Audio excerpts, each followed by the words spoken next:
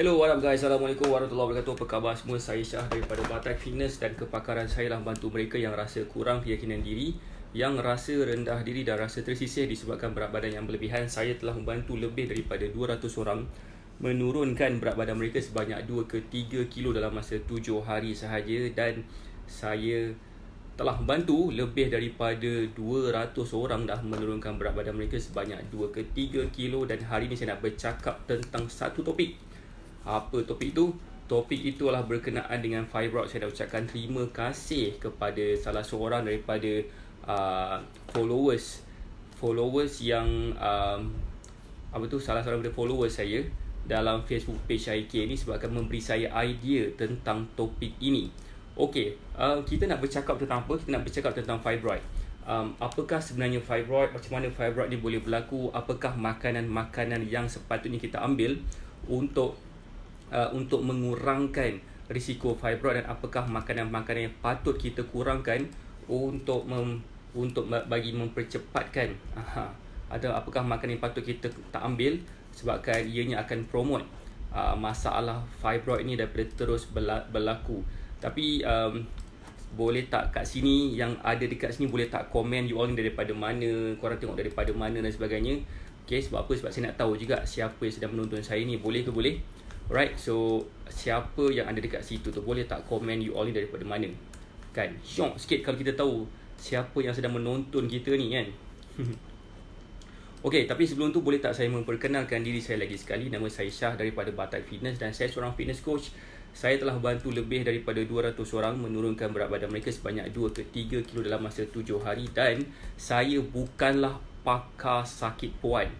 Walaupun semalam saya ada bercakap tentang topik, saya ada juga bercakap tentang topik tentang pasal apa nama tu? Pasal period dan nafsu makan lah, apalah kan. Tapi itu bukanlah kepakaran saya. Macam saya sebutkan tadi, kepakaran saya lah, saya punya kepakaran adalah membantu mereka supaya mereka lebih mudah untuk turunkan berat badan. So itulah sebenarnya macam mana setelah saya telah membantu ramai orang setakat ni. Macam saya cakap tadi, lebih daripada 200 orang.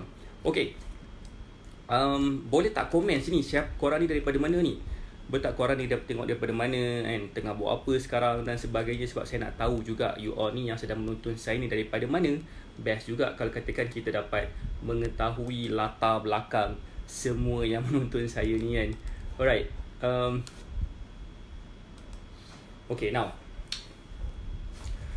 hai Nur Asmah Lehat, apa khabar? Siapa lagi ada kat situ tu? Boleh tak komen you all ni daripada mana? Tapi saya nak tanya kat sini, boleh tak? Saya nak tanya sikit kat sini, siapa dekat sini yang kenal anyone yang ada masalah fibroid? Boleh tak komen? Siapa yang sini yang kenal anyone yang ada masalah fibroid? Sebab bagi saya, masalah fibroid ni adalah satu masalah yang agak tipikal. Sebabkan semalam masa saya buat sedikit bancian, masa saya buat live semalam, sebabkan ada seorang viewer saya, dia nak tahu, nak minta saya buat sedikit ulasan tentang topik fibroid ni. Waalaikumsalam Puan Siti Ahmad. Puan Siti Ahmad ada dekat sini. Alright, ada dekat sini. Waalaikumsalam Puan Sanisa Saini. Okay, Puan, terima kasih kepada Puan Siti Ahmad sebabkan memberi saya suggestion untuk bercakap tentang topik ini. Bagi saya topik ini macam adalah satu topik yang bagus juga untuk kita cakap. Sebabkan ramai di kalangan kita yang ada masalah fibroid ni, dalam keadaan kita sedar atau tak sedar. Mungkin kita nak mengaku kita ada fibroid, atau mungkin kita tak nak mengaku yang kita ada fibroid. Tapi anyway, ianya sekiranya kita tidak menjumpa solution terhadap masalah yang kita hadapi ini, kemungkinan besar ianya akan memberi impact yang sangat-sangat teruk lah kepada diri kita kan. Alright, siapa kat sini, boleh tak komen siapa dekat sini yang kenal anyone yang ada masalah fibroid? Boleh tak bagi saya boleh tak komen siapa sini kenal anyone yang ada masalah fibroid? Okay, ada seorang yang dia kata pernah. Siapa lagi yang pernah tu? Boleh tak komen siapa lagi yang pernah? Sebab saya nak tahu berapa ramai agaknya antara kita yang ada, yang kenal anyone yang ada masalah ni. Okay, siapa lagi? Boleh tak komen siapa tu? Coronavirus boleh dihindari dengan guna settle. Apa benda lah kau apa ni? Alright, so okay, now siapa dah ready untuk saya bercakap tentang benda ni? Siapa dah ready? Macam saya cakap tadi, saya bukanlah pakar sakit puan. Jangan salah faham. Di atas kepakaran saya, boleh tak saya memperkenalkan diri saya lagi sekali? Nama saya Syah daripada Batak Fitness dan saya seorang fitness coach. Saya punya kepakaran adalah membantu mereka yang rasa kurang keyakinan diri, yang rasa rendah diri dan rasa tersisih disebabkan berat badan yang berlebihan. Dan maksudnya kepakaran saya adalah membantu orang kurus. Itulah sebenarnya kepakaran saya lah. Right. That's why bila kita bercakap tentang fibroid, dia ada sedikit menyentuh, tak banyak tapi sedikit menyentuh berkenaan dengan kepakaran saya. Macam saya sebutkan tadi, saya bukan pakar sakit puan, tapi saya dapat bantu orang untuk turunkan berat badan sebabkan saya nampak ada sedikit relation, ada sedikit kaitan antara fibroid dan masalah berat badan. So, siapa yang dah ready untuk saya bagi tahu? Siapa yang dah ready, boleh tak bagi saya apa yang belum dikeluarkan lagi ni? Boleh tak bagi saya wow? Siapa yang dah ready, boleh tak bagi saya emoji wow tu? Saya nak tengok berapa ramai agaknya yang dah ready untuk saya mulakan topik saya pada hari ini. Siapa yang dah ready, boleh tak bagi saya wow? Saya nak tengok berapa ramai agaknya yang dah ready untuk saya teruskan apakah topik saya terus ni. Untuk pengetahuan, fibroids ni dah dibuat kajian, tapi kajian mereka tidak konklusif, tidak memberi bukti yang konkret terhadap setiap benda yang mereka sampaikan tu. Bermaksud banyak benda, contohnya macam mereka hanya mampu buat statistik saja. Okay. Ni adalah statistik daripada US punya government, US Department of Health and Human Services. Mereka hanya boleh buat survey tentang siapakah antara rakyat mereka yang mempunyai masalah fibroid ini, dan mereka dapati ada beberapa jenis. Ada beberapa jenis statistik yang sama, benda yang sama. Alright, benda yang pertama sekali adalah faktor umur. Umur daripada 30 tahun ke 40 tahun biasanya akan ada, especially sebelum menopause dan after menopause. Diorang kata fibroids ni akan mengecut, kata mereka, tapi kajian ini tidak dapat dibuktikan dengan lebih konkret. Jadi ini hanyalah sekadar pemahaman sahaja.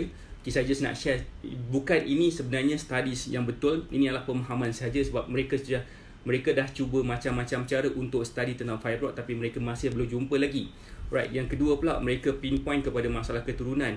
Mereka yang berkulit gelap, bangsa berkulit gelap, especially African punya descendant kan, keturunan daripada Afrika, mereka akan lebih mudah untuk dapat masalah fibroid. Itu yang kedua. Yang ketiga pula adalah disebabkan kegemukan. Kegemukan yang saya rasa saya perlu cakap dengan lebih detail sikit, sebabkan mereka yang mempunyai masalah kegemukan, mereka mempunyai risiko 2 ke 3 kali lagi tinggi lagi daripada mereka yang tidak ada masalah berat badan. So itu adalah 3 benda. Dan kenapa sebenarnya mereka menyebut tentang itu, mereka juga sebutkan tentang apakah benda yang boleh membantu mereka mengurangkan fibroid.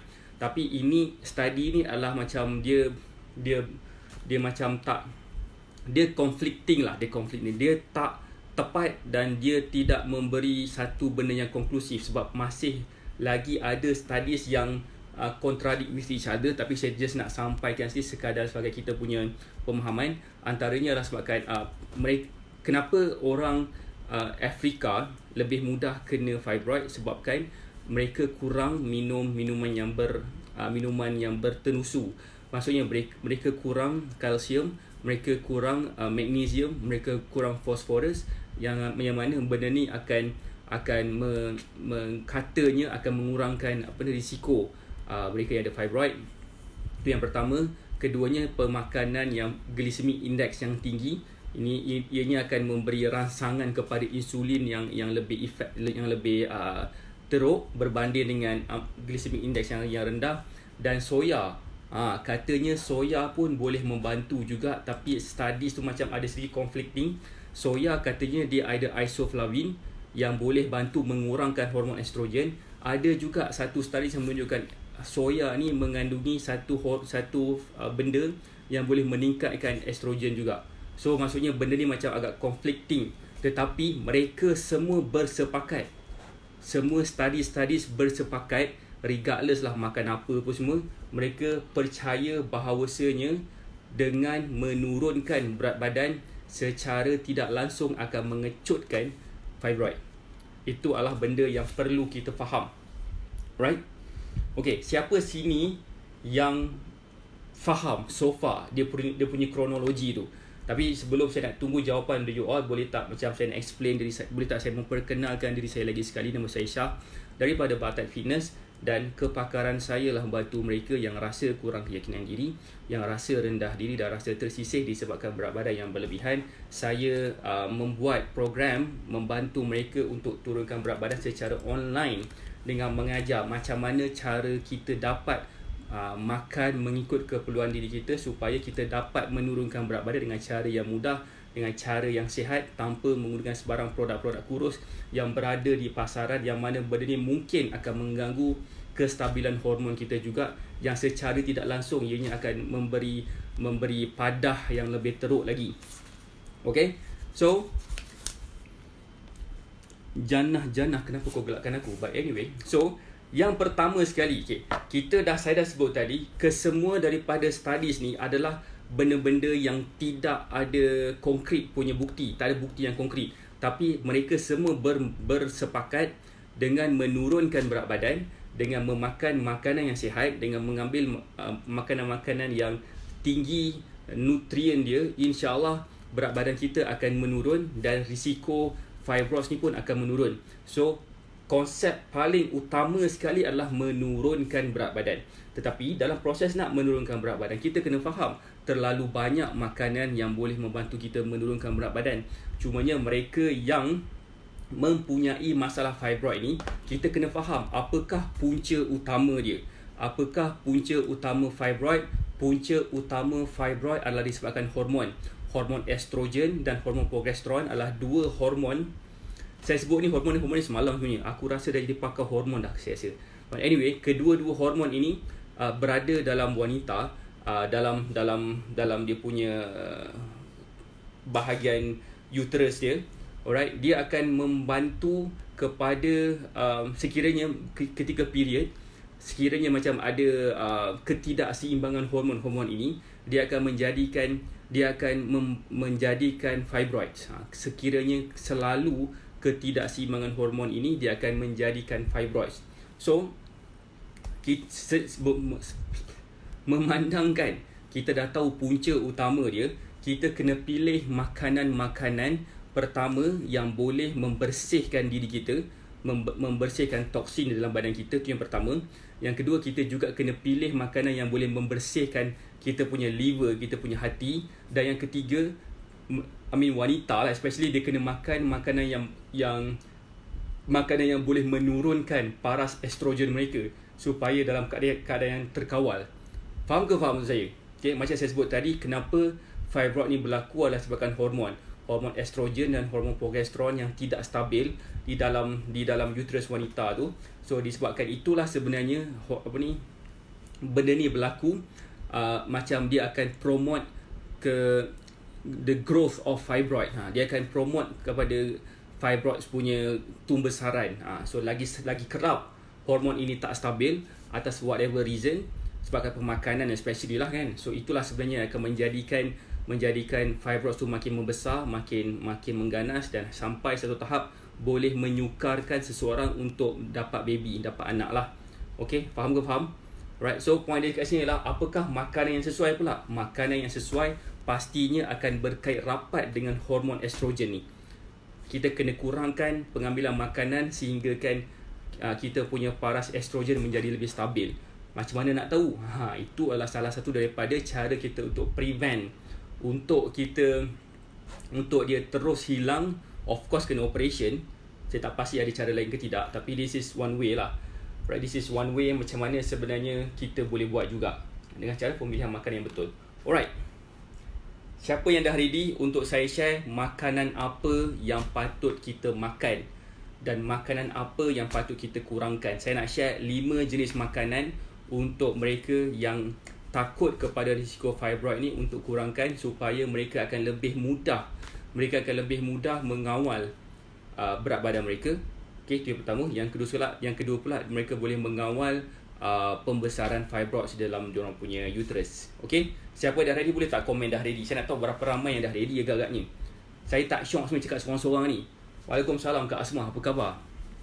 Siapa yang dah ready ni? Boleh tak komen? Saya tengok sini siapa yang dekat sana kan. So kepada mereka yang sedang menonton saya di dalam Facebook group dekat luar ataupun di tempat mana-mana yang orang share, saya sarankan untuk you all like Facebook page Syahik sebab malam ni saya akan buat satu lagi sharing tentang macam manakah caranya untuk kita mengempiskan perut yang buyut, right, yang membesar. Macam manakah cara kita boleh apakah makanan, cara yang terbaik untuk seseorang itu supaya lebih mudah untuk dia dapat mengawal berat badan mereka dan juga dapat mengempiskan perut mereka. So kepada mereka yang mungkin nak tahu lebih lanjut lagi, bolehlah like Facebook page Syahik. Jangan tengok dekat dalam Facebook group ataupun dekat mana-mana tempat yang orang lain share kan. Dah tengok share tu, like Facebook page Syahik, dan malam ni saya akan buat sharing lagi. InsyaAllah besok saya akan buat sharing lagi. Hari-hari saya akan buat sharing kepada semua sekali supaya semua sekali tahu nak kurus ni adalah satu benda yang sangat mudah sebenarnya.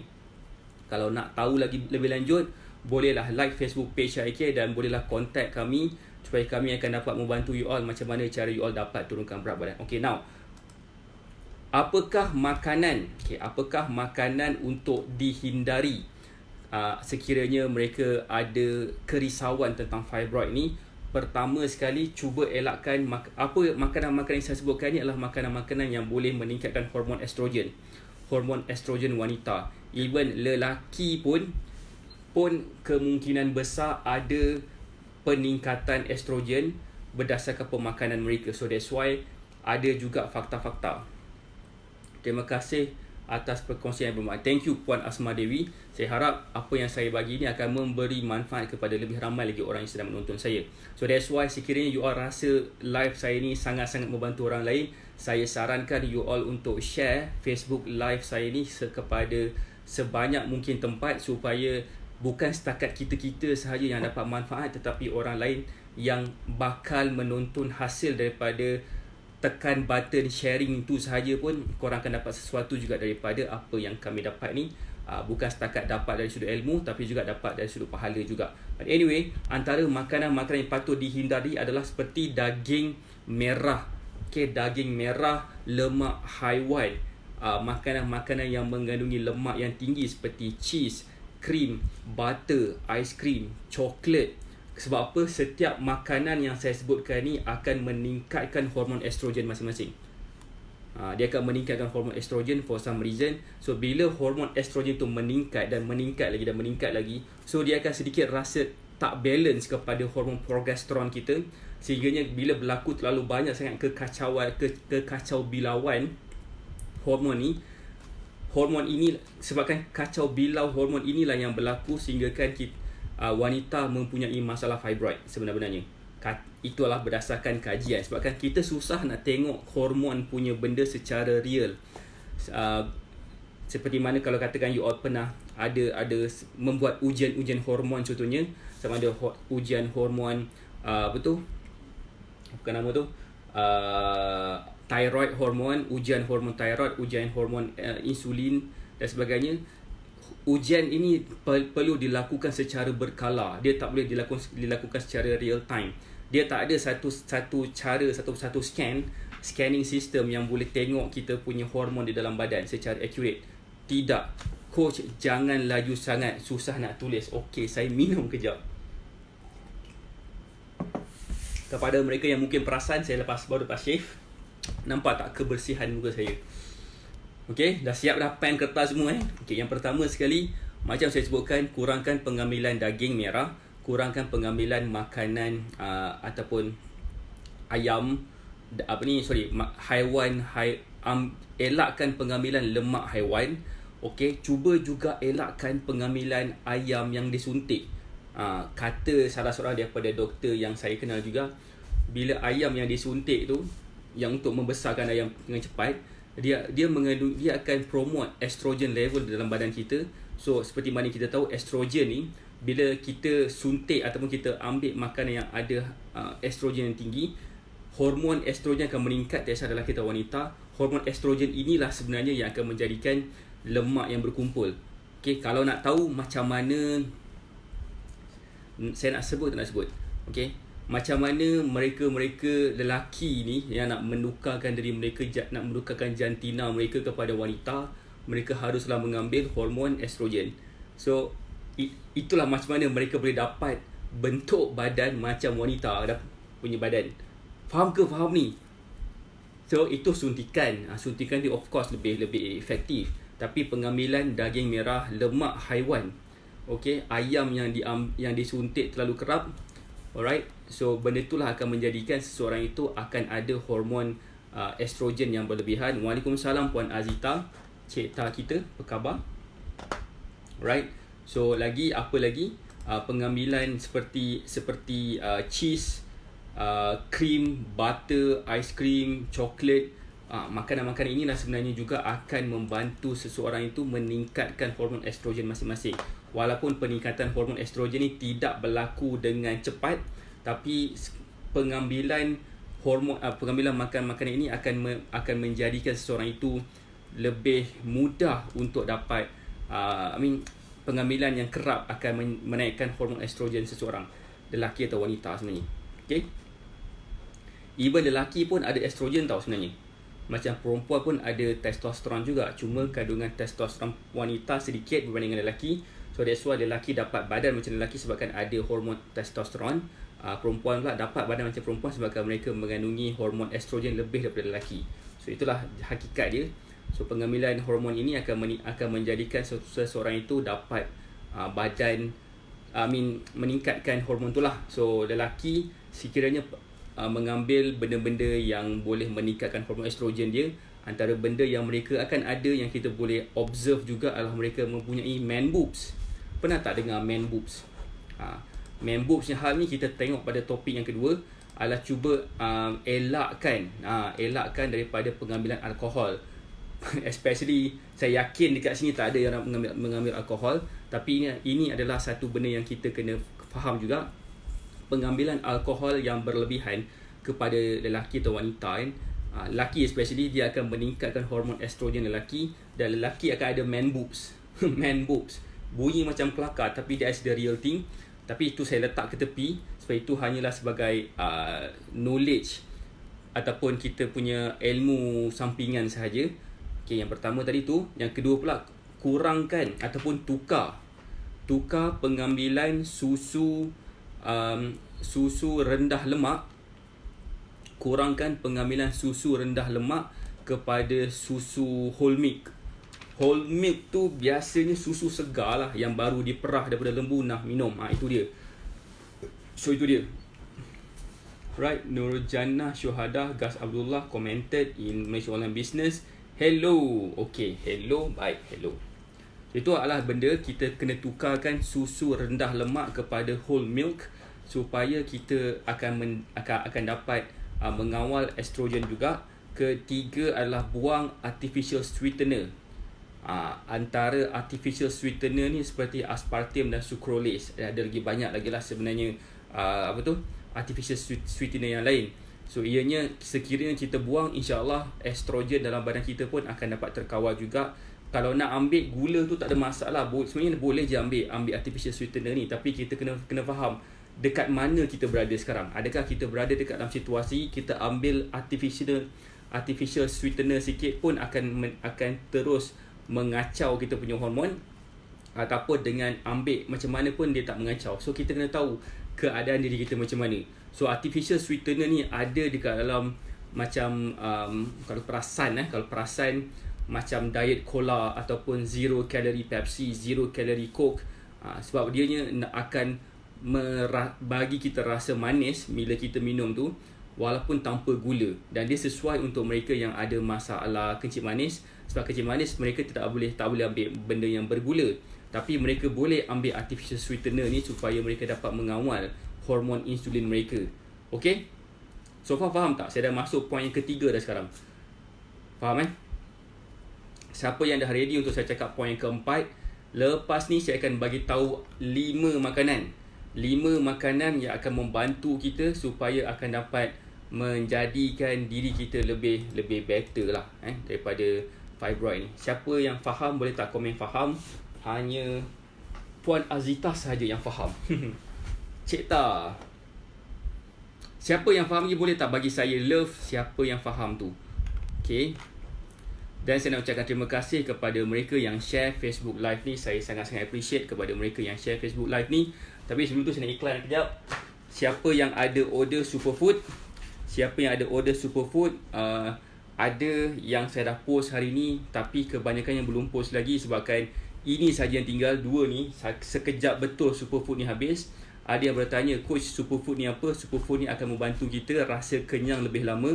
Ianya mengandungi omega 3 yang tinggi. Ia juga mengandungi protein supaya kita dapat masukkan ke dalam diet kita seharian. Dan kita akan dapat rasa lebih kenyang lebih lama. Membantu kepada pelawasan, membantu menurunkan kadar bacaan gula di dalam darah, menurunkan tekanan darah tinggi juga. Ianya tidak sesuai kepada mereka yang mungkin yang ada masalah tekanan darah rendah, kepada mereka yang mempunyai masalah gastrik, dan juga tak sesuai untuk mereka yang ada masalah prostat. So letak ke tepi. Kepada mereka yang dah order, insyaAllah by this weekend saya akan post most of the orders tu lah. Alright, so now Waalaikumsalam Kak Zila, apa khabar? Right, yang keempat adalah avoid soya. Sebab soya dikatakan boleh meningkatkan estrogen level juga. Alright, dikatakan boleh meningkatkan estrogen level kita juga. So pengambilan soya yang berlebihan akan meningkatkan estrogen level. Walaupun tadi saya sebut studies menunjukkan ada benda yang isoflavin yang boleh bantu mengurangkan dia punya estrogen level. Tapi ada juga yang kata meningkatkan pula. Tapi saya just letak kat sini, just avoid terus, senang cerita. Avoid terus estrogen level. So, avoid terus soya sebabkan untuk dapat mengawal. Sebabkan studies ada cakap, ada kata okey, ada kata tak okey. So cuba avoid terus, senang cerita. Waalaikumsalam Mila, apa khabar? So now yang kelima adalah cuba avoid simpan makanan dalam plastik. Kalau nak juga simpan makanan dalam plastik, pastikan kita simpan di dalam bisphenol A ataupun BPA free. Okay, simpan makanan dalam kontainer plastik yang ada BPA free tu, supaya makanan tu tak terjejas sangat. Tapi kalau boleh jangan simpan langsung dalam plastik lah, simpan dekat tempat lain. Sebab apa? Katanya dengan plastik tu juga plastik tu punya haba tu akan masuk ke dalam makanan kita, dan bila kita makan dia akan meningkatkan juga estrogen level kita. So kalau nak simpan juga makanan, simpanlah dalam tempat lain. Alright, itu adalah makanan-makanan yang harus dielakkan. Siapa dekat sini yang ready untuk saya explain makanan apa yang patut dilebihkan? Wah, tak apa Mila, tak apa, it's okay. Datang join live ni pun dah cukup menarik lah kan. Okay, siapa sini yang dah ready untuk saya cakap tentang apakah makanan yang patut kita lebihkan? Sebab apa? Dalam proses kita nak menurunkan berat badan, kadang-kadang kita kena pilih makanan. Kita kena pilih makanan supaya apa yang kita makan ni akan membantu kita bukan setakat menurunkan berat badan, tapi ianya juga akan dapat mengurangkan kandungan estrogen dalam badan. Dan secara tidak langsung, pemakanan yang betul akan membersihkan, detoxkan badan kita supaya toksin dalam badan kita akan senang terbuang. Okey, apakah makanan-makanan tersebut? Jangan expect bila saya cakap pasal detox ni, korang kena beli detox punya teh ataupun produk-produk detox. Jangan. Kita boleh buat detox ni dekat rumah je. Alright, detox ni boleh buat dekat rumah je. Right. So thank you kepada yang dah komen ready, macam Puan Suzana Ali, Nurjana Syuhada. Hai. Seperti mana saya cakap tadi, kepada mereka yang mungkin sedang menonton saya dekat luar, alright, dekat Facebook group mana-mana, saya suggest untuk you all like Facebook page Shah AK. Tulis like Facebook page Shah AK. Right, masuk secara percuma, saya akan share hari-hari tentang macam mana cara you all boleh turunkan berat badan, sebab kepakaran saya adalah membantu you all untuk turunkan berat badan. So dengan kita menurunkan berat badan juga, ianya akan mengurangkan risiko fibroid juga. So soalan juga ni, Puan Siti Ahmad, yang ada fibroid boleh ambil susu pekat tak atau susu tepung? Jawapannya, disuggestkan untuk ambil susu whole milk. Susu whole milk.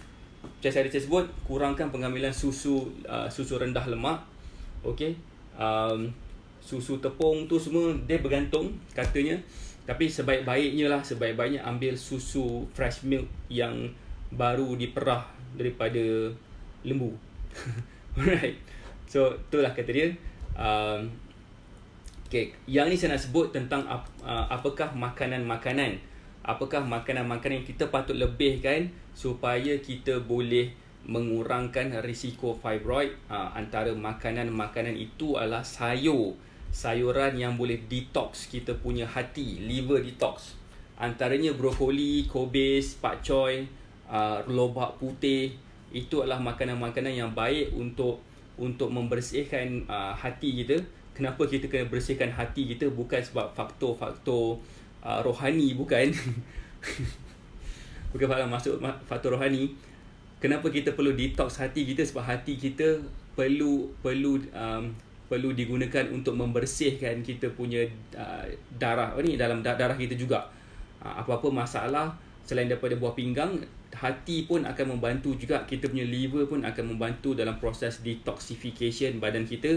So sebabkan terlalu banyak sangat detox dalam badan kita, hati kita pun mungkin kotor sama. So cara dia adalah kita detox hati kita dengan mengambil produk-produk seperti apa beza fibroid dan thyroid. Okey, ada soalan.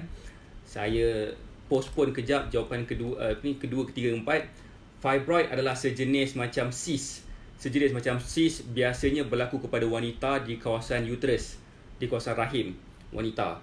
Thyroid ni pula sejenis hormon yang akan membantu kita memetabolismakan badan untuk menukarkan makanan kepada tenaga.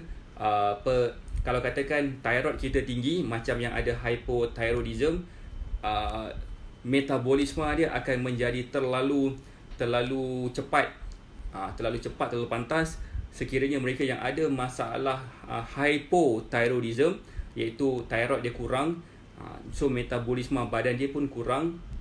Bermaksud mereka yang ada masalah hyperthyroidism akan jadi tersangat aktif, tersangat agresif, rasa makan banyak pun tak gemuk-gemuk juga, dan conservatively ke ayat dia, bukan, secara terbaliknya sekiranya mereka yang mempunyai hypothyroidism, mereka yang mempunyai masalah thyroid yang kurang, mereka akan rasa kurang bertenaga, rasa cepat mengantuk, rasa lemah badan dan sebagainya.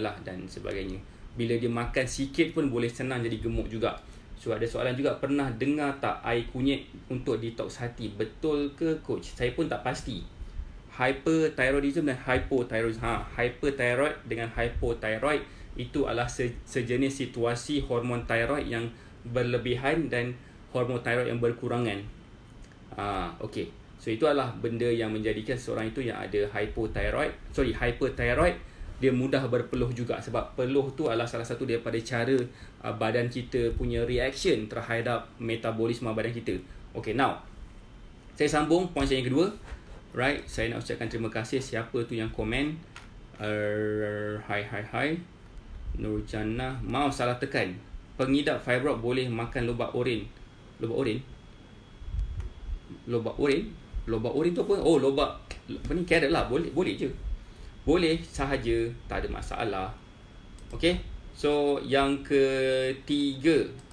Okay, yang kedua adalah detox food. Kita kena ambil makanan-makanan yang boleh mendetoxkan diri kita. Saya tak sebut beli produk detox tea ke sebagainya, tak.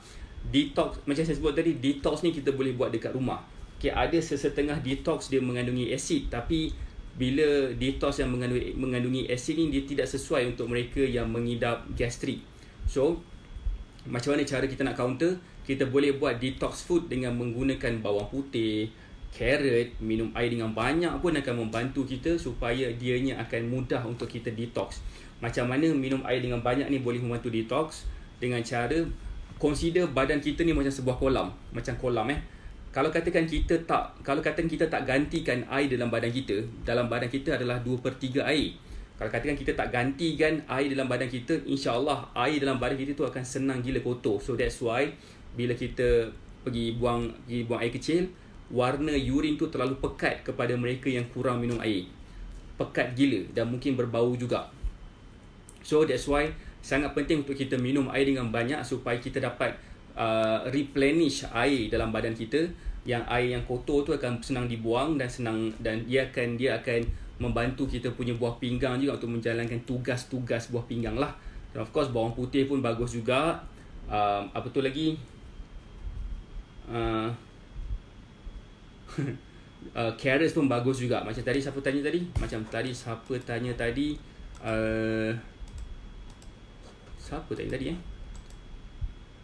sorry. Ada orang tanya saya tadi, yang dia tanya Puan Nurjannah Syuhadah Gabas Abdullah. Dia bertanya boleh ke makan carrot? Jawapannya boleh. Memang digalakkan pun sebenarnya. So macam mana tadi?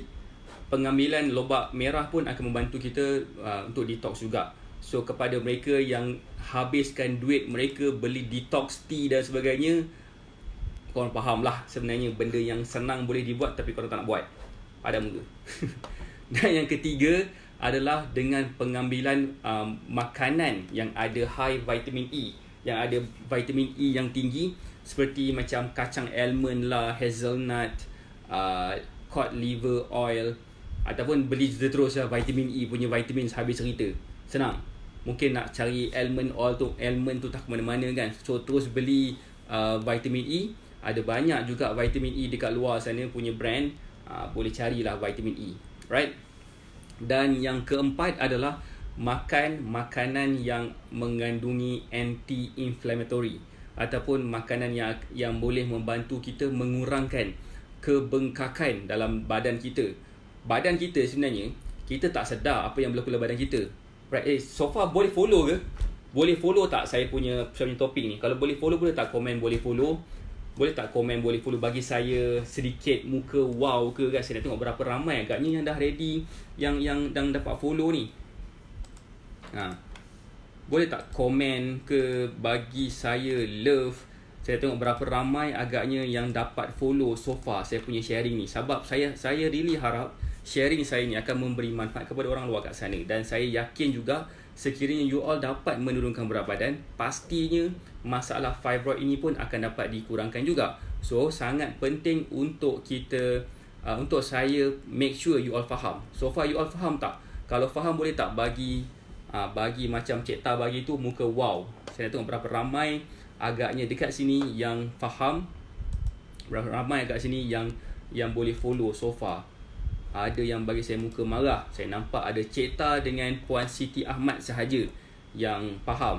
Yang lain agaknya tak faham. Mungkin sebabkan tengok muka saya dah berseri-seri lepas shave.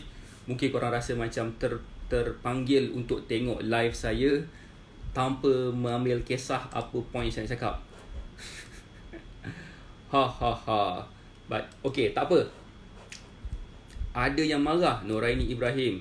Ada yang bagi saya like. Saya tak tahu kenapa Puan Noraini Ibrahim nak marah saya. Saya harap tak ada kena-mengena lah dengan masalah sebab saya shave. Okay.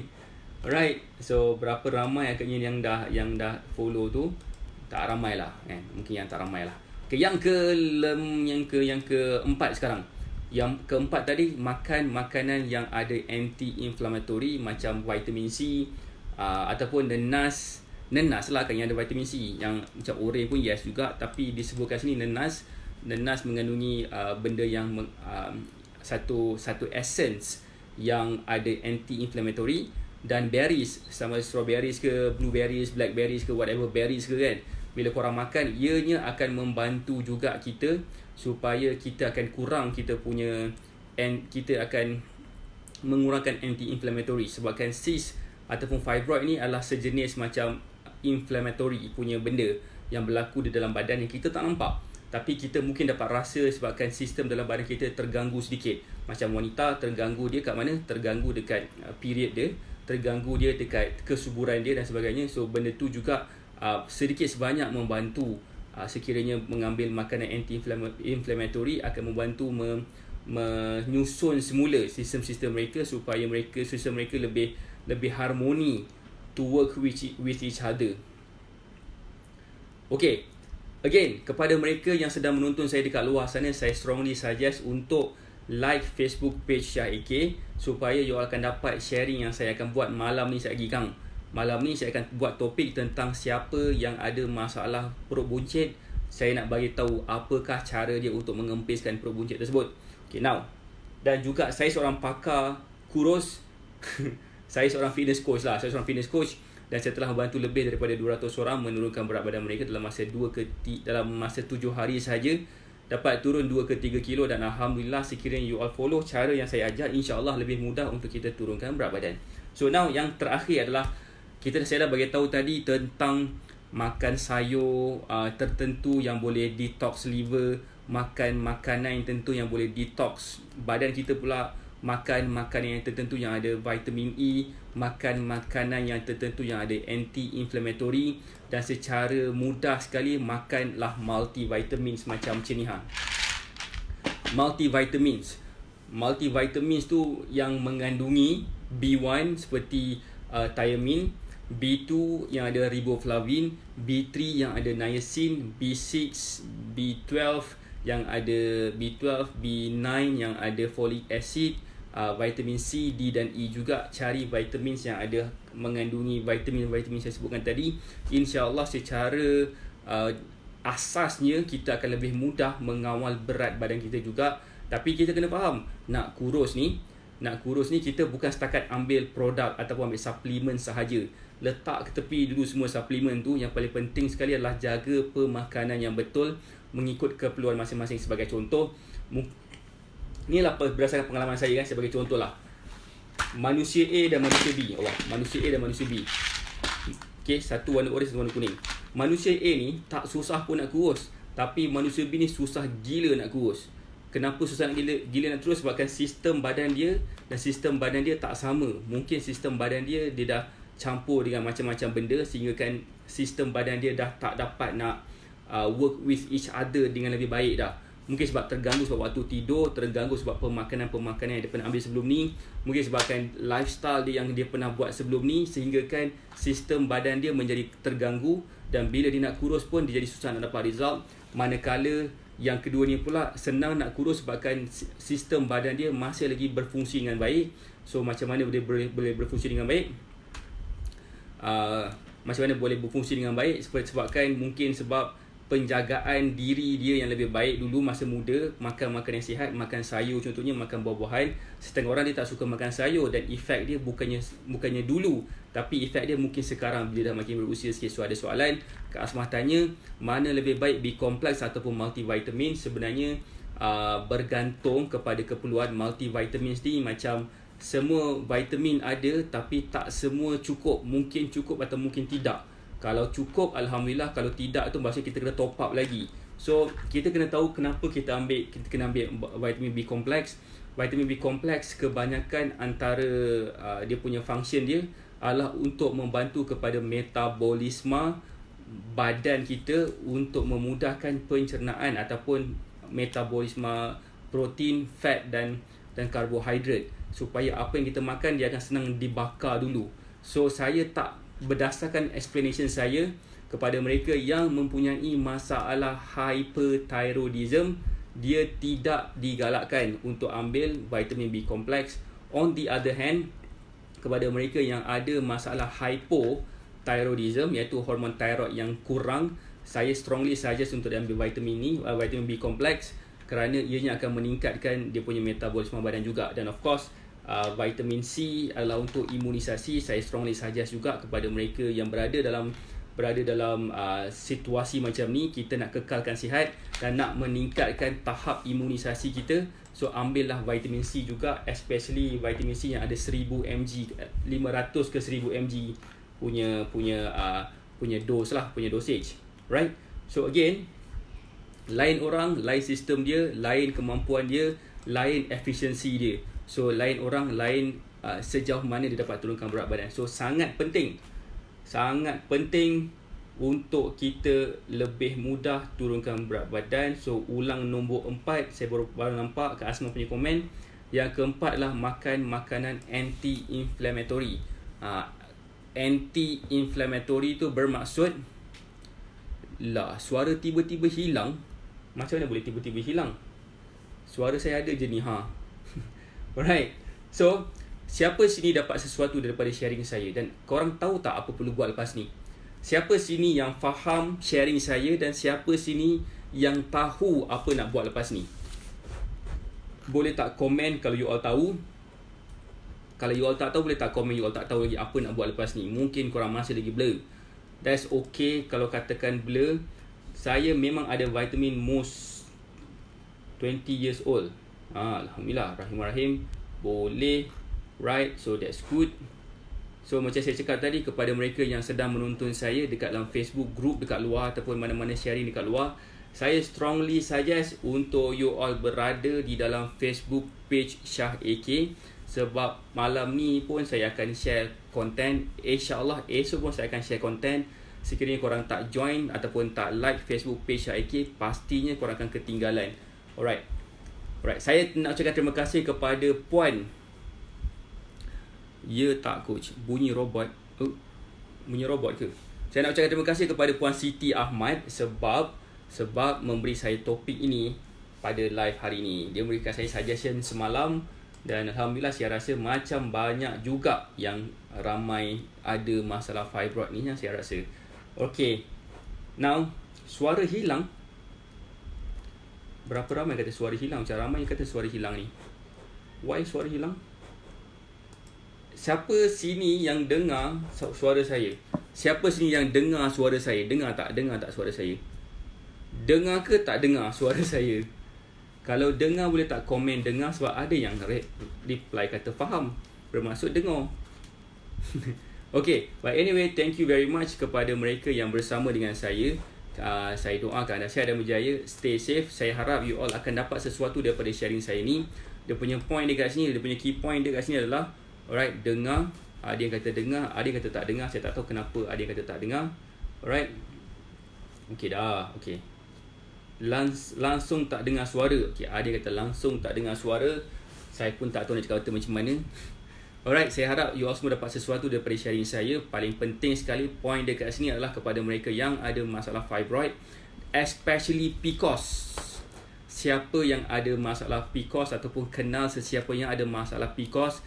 Apakah PCOS? PCOS adalah polycystic ovary syndrome, yang mana dekat ovary dia ada banyak gila cyst sehingga kan mengganggu kesuburan dia, mengganggu keteraturan period dia. Dia akan mengganggu juga androgen badan dia, sehingga kan badan dia keluar bulu lah, keluar jerawat lah, sampai setahap dia boleh ada nama dia male pattern baldness ataupun lelaki punya kebotakan yang macam cintu kan. Kalau katakan mereka yang ada polycystic ovary syndrome, antara benda yang mereka perlu buat adalah mereka patut juga turunkan berat badan mereka. So sekiranya you all ada masalah berat badan dan korang rasa risau dengan berat badan yang korang ada sekarang ni, mungkin sebabkan pertama waktu PKP ni kita duk mencekik je kerjanya, saya strongly suggest untuk contact kami supaya kami boleh bantu you all mengawal berat badan anda melalui pemakanan yang betul, exercise yang betul. Cumanya mereka yang hanya tidak malas sahaja akan dapat manfaat daripada apa yang saya share, sebab tak guna juga kalau katakan tahu macam-macam, dah belajar macam-macam, dah tengok video saya dah sediakan satu platform untuk you all tonton video-video saya. Semua pun berkenaan dengan nak turunkan berat badan, nak kawal berat badan, sebab ramai antara student saya yang telah berjaya mendapatkan result yang best. Dan itulah sebenarnya macam mana saya membantu mereka, sehingga kan saya dipanggil sebagai bomoh kurus. Saya tidak menggunakan sebarang jin, Saya tidak menggunakan sebarang saka untuk membantu orang kurus, tapi yang saya tahu, saya mengajar mereka macam mana mereka boleh menurunkan berat badan dengan sendirinya tanpa menggunakan sebarang produk. Sebab kepada mereka yang menggunakan produk, percayalah cakap saya, korang sedang membazir duit. Seperti mana saya sebutkan tadi tentang detox tu, ramai orang masih lagi berharap kepada produk-produk detox untuk detoxkan badan. Why not kalau katakan you all tukar cara lain. Ada yang tak pernah dengar kata PCOS. PCOS tu ejaan dia PCOS, Polycystic Ovary Syndrome.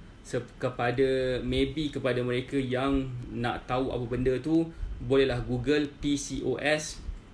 Sebab apa?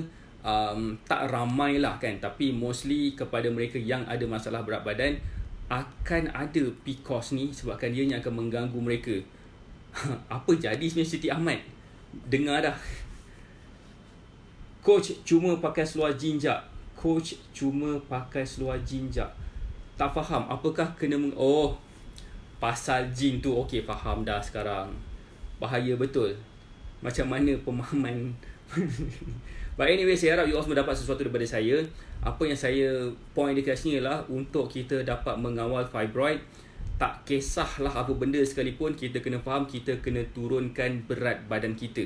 Sekiranya kita masih lagi gagal menurunkan berat badan, besar kemungkinan, tak payah sebutlah cerita pasal PCOS ke, pasal fibroid ke, mungkin kita boleh dapat penyakit seperti darah tinggi, kencing manis yang jauh lebih kritikal lagi daripada fibroid, jauh lebih kritikal lagi daripada masalah PCOS, sebab ianya membawa kepada kematian, dan sebelum kematian tu akan terseksa pula diri mereka, sebabkan mereka terpaksa sampai ke tahap potong kaki lah, jatuh banyak kali lah. Okey, ada yang meminta saya cerita pasal detox. Siapa nak tahu tentang detox dan cara nak buat detox dekat rumah? Siapa nak tahu? Boleh tak komen? Bagi saya topik ini adalah topik eksklusif, tapi siapa yang nak tahu pasal cara nak detox dengan menggunakan bahan-bahan dekat rumah sahaja tanpa berbelanja lebih daripada RM10 untuk supply selama dalam seminggu lebih? Siapa nak boleh tak komen nak? Betul, fokus utama adalah kuruskan badan sahaja, turunkan berat badan sahaja. Okay, ada yang komen nak tak? Siapa yang nak tu boleh tak komen nak saya explain tentang cara untuk detox badan. Okay, untuk pengetahuan, salah satu daripada apa yang saya buat untuk membantu mereka menurunkan berat badan, saya create satu platform namanya Batak Black Magic Mentoring. Tak nak beli detox tea dah, jangan beli, rugi, membazir. RM10 tu boleh buat seminggu punya lebih punya supply kalau kita boleh buat dekat rumah, sebab murah, free gila. Okey, kepada mereka yang nak, korang boleh klik dekat WhatsApp yang saya bagi tu, sebab saya ada buat satu tu nama dia Black Magic Mentoring. Yang dapat Black Magic Mentoring ni adalah semua student-student saya. Tak kisahlah sama ada Elite X, VIP, Supreme, Sapphire dan Titanium. Saya akan share tentang macam mana cara nak buat detox tea dengan sendirinya. Detox dengan sendirinya pada 15 hari bulan 4. Hari ni dah 1 hari bulan 4. Saya akan buat topik tentang macam mana cara nak stay dengan diet. Okey, tapi sebelum tu boleh tak saya nak baca beberapa topik yang saya dah keluarkan dalam Batak Black Magic Mentoring. Siapa nak dengar topik-topik yang saya share dekat dalam Batak Black Magic Mentoring? Kepada mereka yang belum lagi berada dekat dalam Black Magic Mentoring untuk fat loss, untuk orang nak kurus ni kan, sangat gila rugi. Even orang yang ada dalam Facebook group tu pun ada yang terbatuk-batuk nak tengok video-video saya. Sebenarnya itulah challenge you all untuk turunkan berat badan. Ramai orang sanggup turunkan berat badan dengan berbelanja lebih untuk beli produk-produk kurus. Tapi ramai orang fikir macam better aku belajar tentang macam mana cara aku boleh kurus. Korang dekat mana? Kalau katakan korang lebih prefer menggunakan produk, silakan. Alright? Silakan. Sebab apa? Maybe korang ada banyak gila duit yang boleh dihabiskan. Macam saya punya suggestion, why not korang gunakan duit yang banyak tu untuk beli baju baru. Macam Puan Sanisa, dia dah makin kecil dah sekarang ni badan dia. Kalau katakan dia beli produk, belum tentu lagi akan kurus atau belum tentu dia dapat result yang menarik. So that's why salah satu benda yang saya buat dalam untuk membantu student saya untuk turunkan berat badan, kami create satu platform. Platform tu nama dia Black Magic Mentoring. Kenapa Black Magic? Sebabkan kenapa saya digelar sebagai bomoh kurus, so saya letaklah Black Magic terus. Senang cerita, ilmu hitam. Ilmu hitam nak kurus ni saya ajar.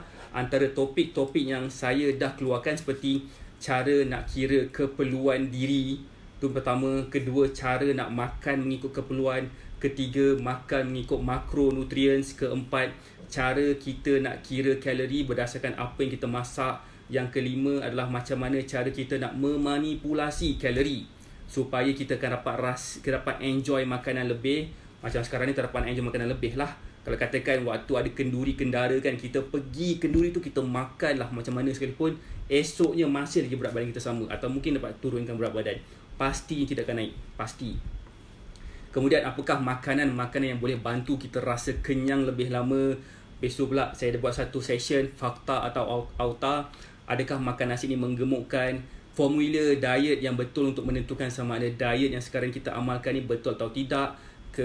Seterusnya punca, 11 punca kenapa susah nak turunkan berat badan. Dan 11 ciri-ciri orang, macam mana orang tu boleh senang nak turunkan berat badan. Dan macam mana makan dengan kerap pun boleh menjadikan lebih mudah untuk turunkan berat badan. Dan ada juga cerita pasal metabolisme, macam mana cara nak meningkatkan metabolisme, apakah itu thermogenic food. Saya juga bagi tahu juga fakta atau auta, adakah minum ais boleh bagi kita buncit. Okey. Besok pula, apakah akan jadi kalau kita makan terlalu rendah daripada keperluan kalori kita. Dan 5 sifat mereka yang susah nak turunkan berat badan. Dan kita bercakap tentang hormon, apakah hormon yang membantu kita menurunkan berat badan, dan apakah ubat-ubatan yang membantu kita ataupun menyusahkan kita untuk kurus. Dan kita juga belajar tentang kalori dan hormon. Kita juga belajar tentang piramid priority makanan. Yang ini saya sebutkan untuk kita turunkan berat badan, bukanlah suplemen nombor 1, suplemen tu nombor last sekali, priority paling last sekali. Dan fakta atau auta, adakah makan selepas jam 8 malam akan menggemukkan. Semalam juga saya baru je upload tentang fat loss matrix, tentang kita boleh ketahui apa benda yang kita patut buat bila kita nak turunkan berat badan dan sebagainya. Saya juga akan bagi tahu macam-macam topik lagi, pasal insulin, tentang exercise, tentang waktu tidur, kurang tidur, apa akan jadi, macam mana caranya untuk kita makan fast food pun boleh kurus, macam mana cara kita, untuk kita maintain slim lepas kahwin, macam mana cara nak kurus. Kepada mereka yang terlalu sibuk, apakah suplemen, bukan suplemen bukan, apakah vitamins dan mineral yang boleh membantu kita turunkan berat badan. Dan apakah makanan-makanan yang kita tidak boleh dicampurkan bersama. Sekiranya dicampurkan bersama, kemungkinan besar akan menjadi masalah penyakit yang banyak. Banyak topik-topik yang saya masukkan ke dalam Black Magic Mentoring ni kepada mereka yang mungkin berminat nak mengetahui lebih lanjut. Hanya mereka yang betul-betul rajin sajalah yang boleh masuk Facebook group ni. Sebab even student saya ni, ada student saya pun dia tak ada yang tak tengok pun lagi video ni. Saya rasa macam sedih gila, macam kesian gila. Ramai gila orang kat luar sana yang nak tengok video-video ni supaya mereka lebih mudah turunkan berat badan. Boleh tengok pada Puan Asmah punya topik, betul sangat. Coach terharu sangat bila dapat kecilkan badan. Makan produk stop je naik berganda pada muka aku. Pada muka. Sejak jumpa promo tak nak tengok dah pasal produk kurus ni semua. Alhamdulillah. Itulah sebenarnya macam saya sebutkan tadi, arwah mak saya dia jatuh sakit selepas menggunakan produk kurus. Dan dia jatuh sakit 17 tahun, dia keluar masuk hospital. Kemudian saya rasa macam sangat tak best sebabkan saya tak tahu macam mana nak bantu dia. Lepas dah meninggal, pada arwah mak saya meninggal, baru saya dapat tahu serba sedikit. Dan seterusnya saya dapatlah juga menggunakan apa yang saya tahu ni untuk membantu orang lain kat luar sana. Mungkin ini adalah takdir, mungkin inilah rezeki you all berdasarkan apa yang berlaku kepada diri saya. Saya harap you all akan dapat menggunakan apa yang saya boleh tunjukkan ni supaya you all akan dapat manfaat daripada sharing saya. Sekiranya you all dah dapat manfaat, that's good. Sharekan, sebarkan manfaat ni kepada lebih ramai lagi orang supaya peratusan rakyat Malaysia bukan lagi menjadi sebuah negara yang paling gemuk sekali di Asia Tenggara. Saya harap dengan usaha yang kita lakukan bersama, insya-Allah kita akan jadi salah seorang yang dapat mengawal berat badan kita, dan kita dapat pakai baju saiz yang lebih kecil sikit pada hari raya nanti. Walaupun dekat PKP ni kita kerja nak mencekik saja, kerja nak makan je kan, kita masih lagi boleh kawal berat badan kita. Best ke best, kalau kita makan banyak pun boleh kurus tanpa menggunakan sebarang produk. Saya akan suruh korang beli suplemen macam vitamin ni, insyaAllah lah. InsyaAllah. Right. Topik tu ada diajarkan, ada diajar dekat Titanium, ada. Tapi saya masukkan topik tu dalam bentuk yang lebih short video. Sebab saya rasa short video ni lebih mudah orang nak tengok daripada video yang berjam-jam. Pastinya korang kata mengantuk, pastinya. So that's why sebenarnya paling mudah untuk saya bagi dalam short video ni, supaya senang untuk kita faham, senang untuk kita follow, dan kita ada masa, Elite X ni ada masa selama 1 bulan 30 hari untuk menonton ke semua video-video yang ada. Saya rasa macam terlalu sempat sangat. Sehari kau tengoklah 5 video, berapa lama kau makan masa nak habiskan 5 video tu sehari? Betul ke betul? Alright, terima kasih banyak kepada mereka yang sudi mendengar live saya, yang bersama dengan saya dalam sharing live ni daripada mula sampailah ke sudah. Terima kasih kepada mereka yang komen, yang like, yang boleh saya love, yang share video ni kepada orang lain, supaya orang lain pun akan dapat manfaat daripada sharing yang you all buat. Saya doakan anda sihat dan berjaya, jaga diri, stay at home, jaga kebersihan. Okay, kita akan jumpa lagi malam ni insyaAllah jam 9 malam tentang satu topik. Satu topik berkenaan dengan macam mana cara nak kempiskan perut supaya kita lebih dapat lagi menarik badan kita. So inilah vitamin C, B complex, ni probiotik. Ini bukan satu vitamin yang bukan puan. Ini semua vitamin boleh dapat kat farmasi je. Cakap, puan saya nak farmasis, saya nak vitamin C, saya nak B complex, saya nak probiotik. Bagi tahu nak apa, insyaAllah semua dekat situ. Okay, alright. Itu sahaja daripada saya. Macam saya sebut tadi, kepada you all yang mungkin berminat nak tahu lebih lanjut tentang macam mana you all dapat turunkan berat badan, bolehlah WhatsApp dekat nombor telefon yang saya dah pin komen tu, supaya you all akan dapat jadi macam Puan Sanisa Sani dan student-student saya yang lain, macam Kak Asma, Puan Azita tadi pun, mereka dah dapat mengecilkan badan mereka dengan mudah sahaja tanpa menggunakan sebarang produk-produk kurus. Alright, WhatsApp sekiranya you all berminat untuk mengetahui apakah potensi anda untuk kurus. Itu sahaja daripada saya. Saya jumpa lagi anda malam ni. Assalamualaikum warahmatullahi wabarakatuh. Bye.